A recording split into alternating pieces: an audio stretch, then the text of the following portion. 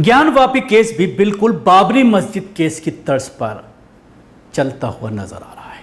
आज इस मामले में वाराणसी कोर्ट में सुनवाई थी और मुस्लिम पक्ष को एक बड़ा झटका कोर्ट के जरिए दिया गया, जिससे यह लगता है कि पूरी तरह से इस मस्जिद की भी कहानी लिख ली गई है।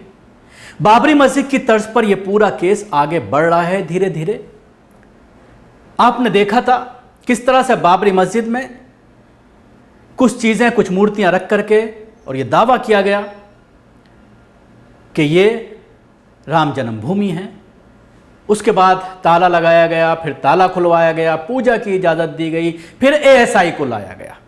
फिर एएसआई ने सारा बचा कुचा काम अपना पूरा करके यह दिखा दिया कि इसके नीचे मूर्तियां मिली हैं। ऐसा ही कुछ अब इस मस्जिद के साथ होने जा रहा है। बनारस की यह तारीखी मस्जिद, जिसमें लगातार हिंदू पहले 4 महिलाओं के जरिए याचिका डाली जाती है, उसके बाद फुव्वारे को शिवलिंग बताया जाता है और उस फुव्वारे को कोर्ट के जरिए सील कर दिया जाता है।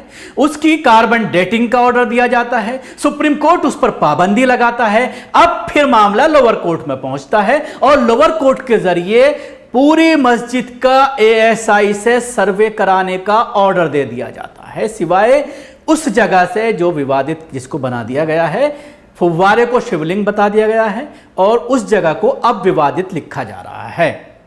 अब आप समझिए, तमाम अखबारात के जरिए, न्यूज चैनलों के जरिए, तमाम पोर्टलों के जरिए, तमाम वेबसाइट्स के जरिए न्यूज की जो फुव्वारा है उसको फुव्वारा नहीं बल्कि शिवलिंग लिखा जा रहा है या फिर विवादित लिखा जा रहा है। अब विवाद हो गया, अब आप लड़ते रहिए, साबित करते रहिए कि यह शिवलिंग नहीं था, यह फुव्वारा था, और उसको विवादित बता करके उसको सील कर दिया। कुछ दिनों में उसको खोल दिया जाएगा, पूजा शुरू हो जाएगी जैसा कि बाबरी मस्जिद में हुआ था।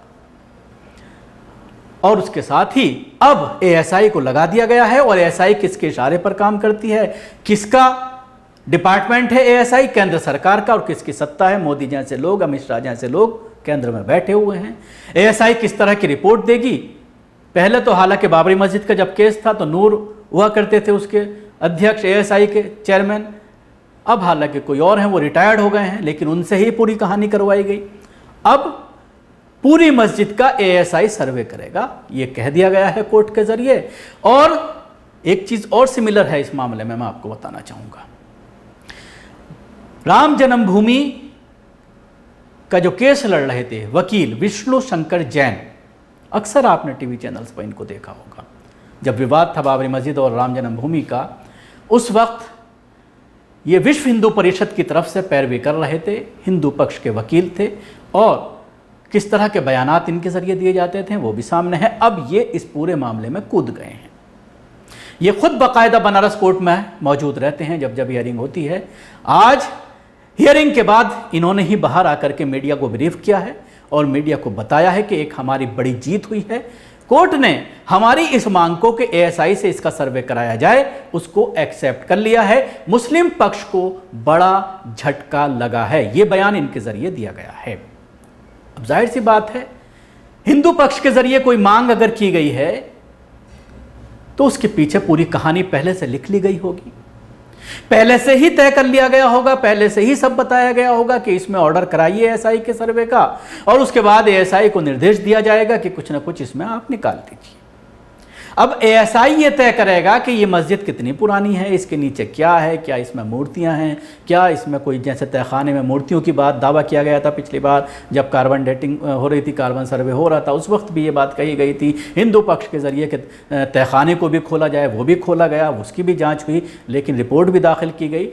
उन सब के बावजूद अब जिस तरह से इस मामले में एएसआई को लाया गया है, तो अब मामला आप समझ जाइए, ये पूरी तरह से बाबरी मस्जिद की तरह इसकी कहानी लिख ली गई है और मस्जिद मुसलमानों के हाथ से जाना की पूरी तरह से स्क्रिप्ट लिख दी गई। ज्ञानवापी मामले में मुस्लिम पक्ष को बड़ा झटका लगा है। वाराणसी कोर्ट ने एएसआई सर्वे को मंजूरी दे दी है।